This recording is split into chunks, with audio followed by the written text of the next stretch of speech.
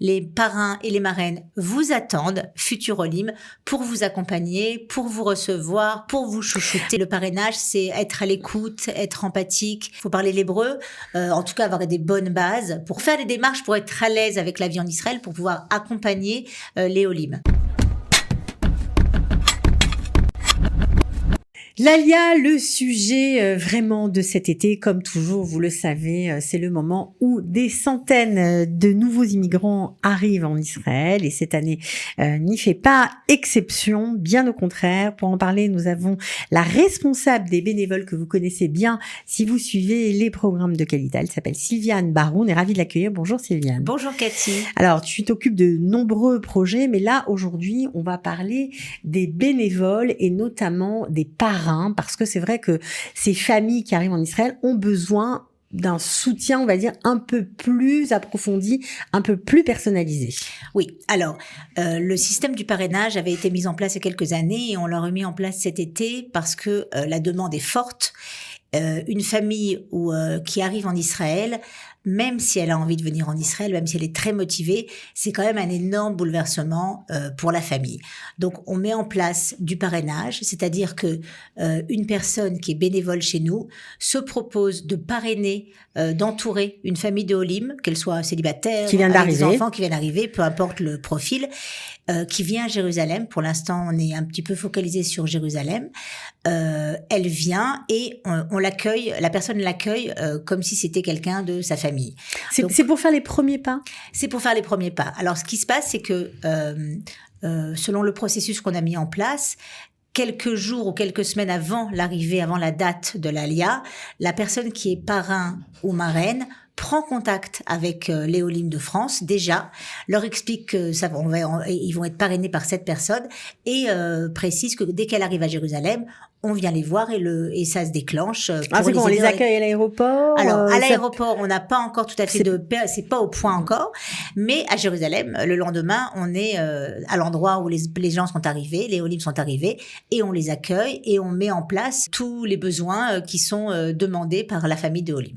Donc, ça peut être différent, en fait. On fait pas toujours la même chose pour tout le monde. Non, c'est vraiment adapté. C'est-à-dire qu'une personne qui a des enfants, ça va être une démarche différente avec les enfants, mais ce qui est sûr, c'est que tout ce qui est première démarche, accompagnement à la banque, accompagnement à la Coupat Olim, lui montrer le quartier dans lequel la famille va habiter, on essaie vraiment de les mettre à l'aise dès leur arrivée. De leur donner en fait les premiers repères. Exactement. C'est très, très important.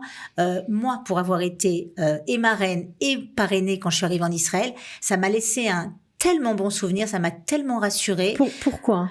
Parce que on est complètement perdu. Quand je suis arrivée, j'avais 19 ans. Mon amie d'enfance, qui est israélienne, m'a pris par la main, m'a fait faire toutes les premières démarches, et ça m'a donné une grande liberté, une grande assurance. Et vraiment, après, je me suis débrouillée. Mais vraiment, les premiers pas de sentir qu'on n'est pas seul. L'hébreu, quand on le parle pas, c'est terrible de pas comprendre une langue dans un pays. Enfin, c'est difficile. Donc, non, ça donne le vertige parce qu'on se dit, mais comment je vais faire? Comment je vais faire? Donc, on est là, les parrains sont là, tous souriants, ils attendent. Je sors d'une réunion ce matin. Les parrains et les marraines vous attendent, Futur Olim, pour vous accompagner, pour vous recevoir, pour vous chouchouter. Alors, ça c'est vrai qu'il y a déjà certains parrains qui ont été engagés, mais il en faut d'autres, évidemment, parce que je crois que vous attendez une vingtaine de familles, en tout cas, sur Jérusalem. Déjà. Et donc, il faut une vingtaine de parrains. Ouais. En gros. Ce serait super. Donc ça, ce serait chouette. Et pour être parrain, il faut des qualités particulières? Non, si, une grande qualité de cœur, mais ça, je pense que ça c'est propre à beaucoup de personnes, surtout les gens qui sont bénévoles. C'est vraiment la première qualité, faire preuve d'empathie, d'écoute, parce qu'encore une fois, l'Alia, même si elle a été rêvée, on arrive en Israël et tout est très différent de la France. Donc le parrainage, c'est être à l'écoute, être empathique, être faut parler l'hébreu, à la disposition. quand même. Oui, faut parler l'hébreu. En tout cas, avoir des bonnes bases pour pouvoir accompagner, pour pouvoir montrer comment se passe un site, pour pouvoir inscrire quelqu'un au ministère de l'Intégration s'il y a besoin. Bref, pour faire des démarches, pour être à l'aise avec la vie en Israël, pour pouvoir accompagner les Olim. Première sortie au super également? Bah, absolument, je l'ai fait. C'est très important. Elle me montrait le quartier, le supermarché, où sont les promotions, où elles se trouvent, où sont tout ça, c'est vraiment. Après, encore une fois, c'est à la demande, la disponibilité du parrain.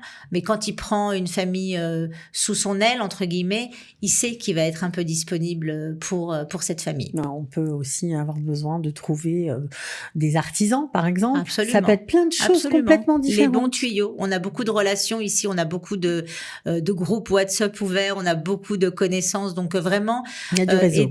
Et il y a du réseau.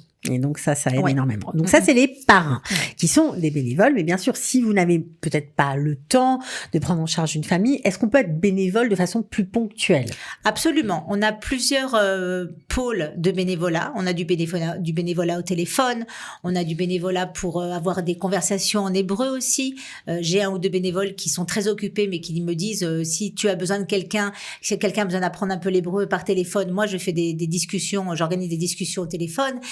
On a besoin de bénévoles pour accompagner des olim à leurs rendez-vous médicaux s'ils ne comprennent pas l'hébreu, à traduire des documents, tout ce qui concerne la vie. Pour les enfants aussi, et des pour les devoirs, enfants, on est toujours à la recherche de nouveaux projets. Le bénévolat, c'est vraiment, je dis toujours ça, mais c'est vrai, c'est l'ADN des Israéliens.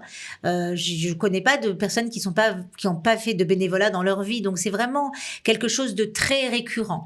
Donc voilà, je fais un appel. Si des personnes ont envie d'être bénévoles chez nous, vous pouvez me contacter au 054 827 68 00. Ok, il y a une autre façon de s'inscrire. Il y a un groupe WhatsApp. Il y a comment on fait? Vous pouvez téléphoner aussi au centre d'appel Allo Aliyah, Jérusalem. Ok, pour dire je veux être bénévole. Je veux être bénévole, et là on communique mon numéro de téléphone. Bon, de toute façon, si vous n'avez pas noté, si on a parlé trop vite, ne vous inquiétez pas, je mettrai les coordonnées pour devenir bénévole sous la vidéo. Il n'y aura plus qu'à recopier le numéro de téléphone ou cliquer sur le lien. En tout cas, merci beaucoup à toi, Sylviane, Behatzlacha. Merci. Bienvenue à tous ceux qui vont arriver. On les attend avec impatience. Avec impatience, on est là. Vraiment, c'est particulier, je trouve, cette année. On est tous impatients de tous vous accueillir. Voilà. En tout cas, merci. Merci beaucoup. Et à la prochaine. À bientôt.